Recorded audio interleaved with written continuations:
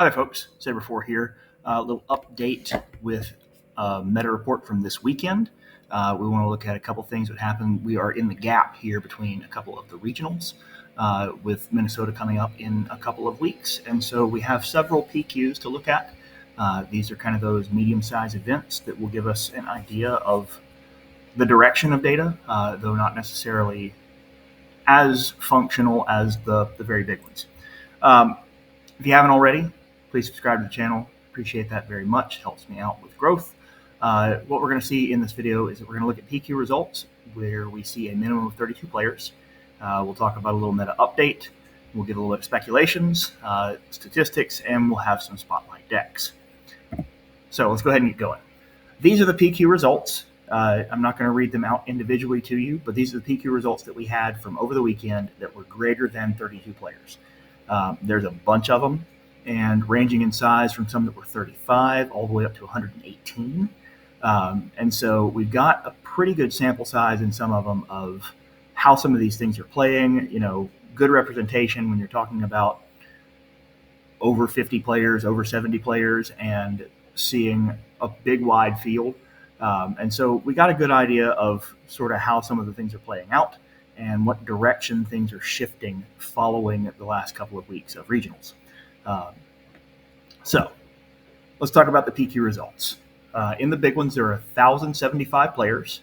There are 10 different leaders that won from among those with 18 tournaments. One of the big things that we saw this weekend were 10 Data Vault winners, 3 ECLs, all 3 of which were Sabine. Bear.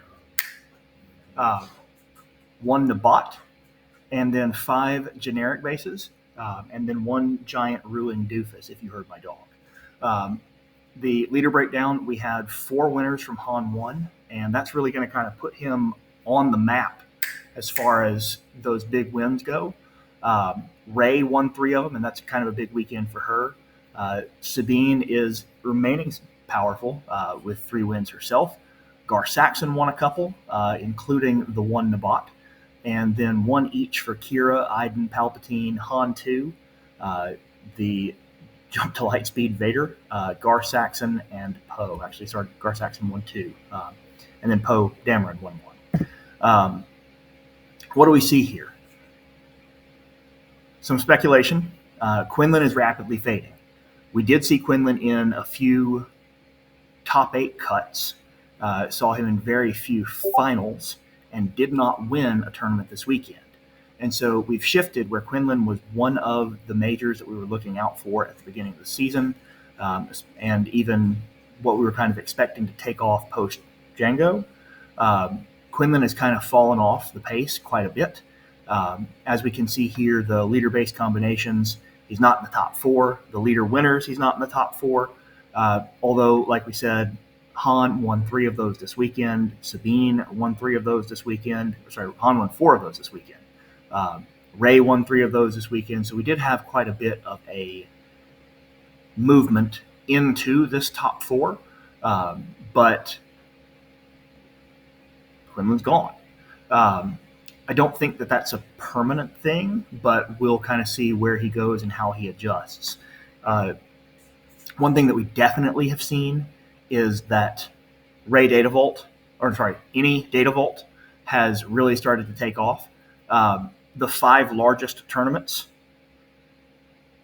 4 of the 5 were won by a deck playing Data Vault. And that just gives us, that does give us kind of significant cushion at times, where we're not, you're playing a Data Vault deck and you're not in check. You get to take an extra action. You get to do something else because your base had 3 extra health on it. And so, sitting at 26, you weren't in a position where you were going to be lethal on board immediately, as opposed to something that was sitting with 26 health and 30 total life. And so Data Vault has really surged in the past couple of weeks. We saw that trend continue this week. I expect that we'll probably see some trend continue, and that's probably a part of that drawback to Quinlan being just 8 points short because he plays with Tarkentown. Anyway, here's some statistics. These charts are from the SW Competitive Hub. and they are collated by Ian7036 on Discord.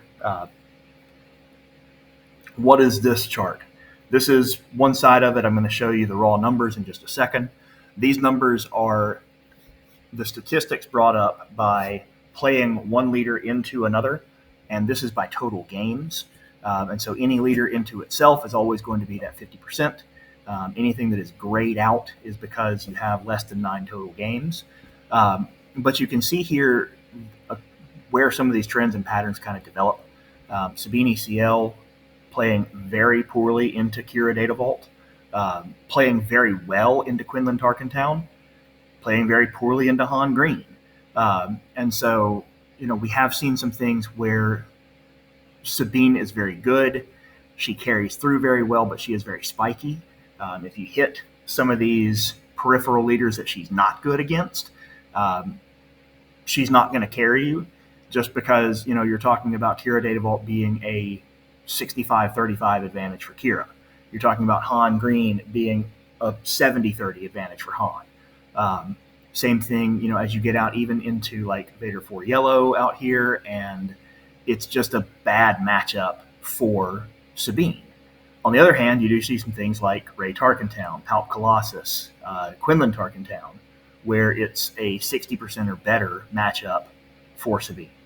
Kira Data Vault is a little more fair into a lot of things. Does have some definite weaknesses here. I found the Vader 4 matchup to be kind of odd in that regard. But she just doesn't deal well with the space presence. She just doesn't have that much in her main configuration for that. And so you do have some places where she's a bit unfavored, though she is fair or better into quite a few things. And so it's not a surprise to see her kind of rising to the top. Quinlan has really fallen off. As you can see here, these are the two other kind of decks. The last weekend that we played where we had big statistics from a major tournament, Sabine was 15% of the field, Quinlan was 10% of the field, Kira was 7%. And if you're playing 40% into the other two major decks, there's a good chance that you're not going to be playing very long. I'm going to show you the raw numbers just so that you see kind of the background of that. As we see here, your wins are first. So Sabine winning 41 and then losing 76 to Kira Data Vault. Same thing when we get out here and we start talking, some of these numbers that felt a little odd might be a little misleading because we start getting some small statistics. We start getting some really small pools. So like Vader 4 Yellow and Quinlan Tarkentown, for example, has exactly 9 games for that 3-6 record. And so it's not as beneficial of a sample to look at that 33% versus to look at something that was over here on a more common matchup. But this does give you some idea of how some of those things are playing out, not necessarily in matches, but in just total games. A couple of people that are content creators that I know of won big PQs this weekend. Kodamaran won here in Florida, won a 72-person event on a Han 2 Data Vault. I'm sure he is going to put out a video on that one, and I would direct you toward it rather than me try to talk about it. Of note, he ran 35 ground units in that deck, which I thought was just crazy. Ran just 9 events, 3 of which were Fell the Dragon. All of those are out of aspect for him. And then the others are just timely intervention and confiscate. And so his main configuration only ran 9 events, and 3 of those you're paying well out of aspect for. The other person who won a big PQ that I could easily identify as a content creator was Wu. His Kira videos are what I look to when I'm trying to figure out what to do with Kira. So if you want to understand that deck a lot better and know what to do, please find his page and take a look at his videos on Kira. He is going to explain things in depth that I do not have time to cover. We are going to look at one deck here, and that is going to be the Dallas PQ winner. This is Ray Data Vault. And Ray, as we said, made a big push this weekend, winning multiple PQs.